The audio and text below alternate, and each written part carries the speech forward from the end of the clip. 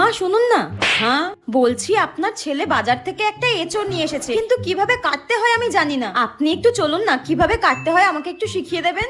হ্যাঁ ভগবান, তুমি এত বড় ধেরে একটা মেয়ে, সামান্য এঁচড় তুমি কাটতে পারো না? তা কি জন্য তোমার বাবা মা সাত তাড়াতাড়ি তোমার বিয়ে দিয়ে দিয়েছে? হ্যাঁ, একটা কাজ শিখতে পারোনি?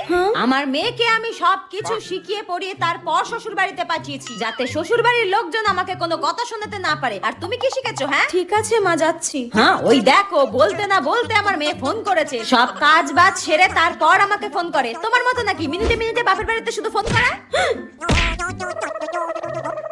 হ্যাঁ মা বল, কেমন আছিস? মা শাশুড়ি শুক্তো রান্না খেতে চেয়েছে, কিভাবে করব বলে দাও। শুক্তো কিভাবে করবি বলে দেবো? ঠিক আছে, তুই এখন রাখ, আমি তোকে পরে বলে দিচ্ছি। ওই কেমন আছি জিজ্ঞাসা করছিল। শুনুন মা, আমি সবই শুনতে পেয়েছি, আপনাকে আর ঢং করতে হবে না। বৌমাকে টাইট করতে গিয়ে নিজেই টাইট হয়ে গেলাম।